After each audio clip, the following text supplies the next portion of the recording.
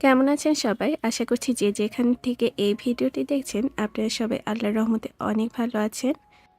সকাল সকাল ইশরামণিকে নিয়ে বের হয়েছিলাম। ওর স্টিচ দেওয়া ছিল থুতনিতে, তো সেই স্টিচটা কাটার জন্য নিয়ে গিয়েছিলাম।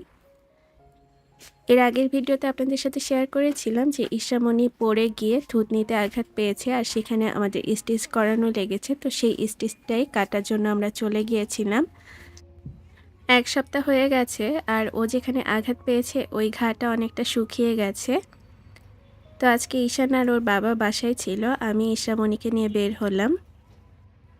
একটার পর একটা বিপদ ফ্যামিলির উপর দিয়ে যাচ্ছে। তো ঠান্ডা জ্বরে অলরেডি সবাই অসুস্থ, আর তার মধ্যে ইশরামণির এই আঘাতটা, সব কিছু মিলে অনেকটা অসুস্থ হয়ে গিয়েছি। তো এই জন্য ভিডিওগুলো রেগুলার দিতে পারছি না, তবে এখন থেকে চেষ্টা করব ভিডিওগুলো রেগুলার আপনাদের সাথে শেয়ার করার জন্য। তো আমরা তো সিএনজিতে করে যাচ্ছিলাম। যাওয়ার সময় ঈশা জিজ্ঞেস করছিল যে আম্মা আমি কি ব্যথা পাবো কিনা, তো আমি ওকে বুঝিয়ে বললাম না বাবা ব্যথা পাবে না। তো ওখান থেকে ফেরার পথে আমরা চিকেন নিয়ে এসেছিলাম। তো ঈশাই চয়েস করেছে, ওর পছন্দের চিকেনটা নিয়ে এসেছি আর এনে রান্না বসিয়ে দিলাম। আস্তে আস্তে দেরি হয়ে গিয়েছিল, তো ওর বাবাকে বলে দিয়েছিলাম যে তুমি ভাতটা রান্না করে রেখো। তো রাইস কুকারে ভাতটা রান্না করে রেখেছে আর আমি এসে জাস্ট তাড়াতাড়ি মুরগি কেটে কুটে বসিয়ে দিয়েছি। সব মশলা মাখিয়ে রেখেছিলাম। প্রথমে তো মাংসটা খুব ভালোভাবে কষিয়ে নিচ্ছি। আমি যেভাবে রান্না করি সেটাই কিন্তু আপনাদের সাথে শেয়ার করছি। সব সময় এইভাবেই রান্না করে থাকি, এক্সট্রা করে কিন্তু কোনো মশলা দেই না, বিশেষ করে চিকেন রান্নার ক্ষেত্রে।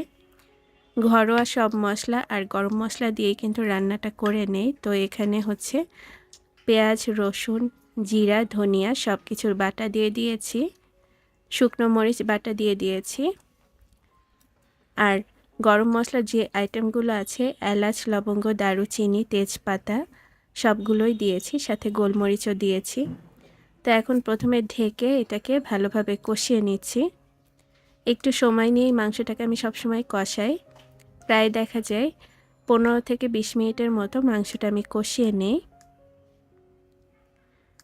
আর এদিকে মাংসটা কষানো হতে হতে আলুগুলোকে টুকরো করে কেটে নিয়েছিলাম, তো সেই আলুগুলোকেই ধুয়ে উঠিয়ে নিচ্ছি। এখন তো নতুন আলুর সিজন, তো সেজন্য আলুগুলোকে খোসা সহই কেটেছি। আর এমনিতে প্রেসার কুকারে রান্নার ক্ষেত্রে খোসা সহ কেটে নিলেই ভালো হয়। আর যে কোনো ধরনের মাংসের তরকারিতে আমি সবসময় ফুটন্ত গরম পানি দিয়ে থাকি। তো এই যে পানি নিচ্ছি কেটলিতে, এটা ফুটিয়ে নেওয়ার জন্য। এখন যেহেতু শীতকাল, তাই গরম পানি দিয়ে মাছ মাংস রান্না করলে বেশি ভালো হয়। আর গরমের দিনেও দেখা যায় কেটলির পানিতে আমি সবসময় রান্না করে থাকি, তো এতে করে আমার কাছে মনে হয় টেস্টটা বেশি ভালো হয়। তো এদিকে মাংসটা পুরোপুরি কষানো হয়ে গেছে, আরও বেশ কিছুক্ষণ এটাকে নেড়ে চেড়ে কষিয়ে নিচ্ছি। আগের ভিডিওতে তো আপনাদের সাথে শেয়ার করেছিলাম বাচ্চারা অসুস্থ থাকলে কোনো কাজে মন বসে না, তো আমারও ঠিক তেমন হয়েছে, কোনো কাজেই মন বসছিল না।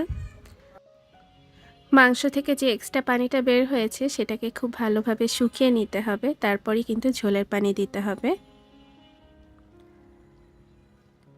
এ পর্যায়ে মাংসটা পুরোপুরি কষানো হয়ে গেছে। মুরগিতে যে ডিম হয়েছিল, এ পর্যায়ে আমি সেই ডিমগুলোকেও অ্যাড করে দিয়েছি। এখন আলু দিয়ে দিচ্ছি। আলু দিয়ে নেড়ে চেড়ে এই মাংসের সঙ্গে খুব ভালোভাবে মিশিয়ে দিচ্ছি। আমাদের আস্তে আস্তে বেশ সময় লেগেছে, যেহেতু সরকারি কিংবা আধা সরকারি হসপিটালগুলোতে গেলে একটু সময় হাতে নিয়ে যেতে হয়। তো আস্তে আস্তে যেহেতু দেরি হয়ে গেছে, তাই আসার পরে আমি আর রেস্ট নেইনি, একেবারে সোজা রান্নাঘরে চলে এসেছি। আর বাচ্চারা অলরেডি সবাই ক্ষুধার্ত ছিল। এখন ফুটন্ত গরম পানি দিয়ে দিয়েছি ঝোলের জন্য। আর কয়েক মিনিট এটাকে জাল করে নিচ্ছি, তারপরই প্রেসার কুকারের ঢাকনাটা লাগিয়ে দেব। তো এ পর্যায়ে একবার লবণটা চেক করে নিয়েছি, লবণ ঠিকঠাক আছে কিনা।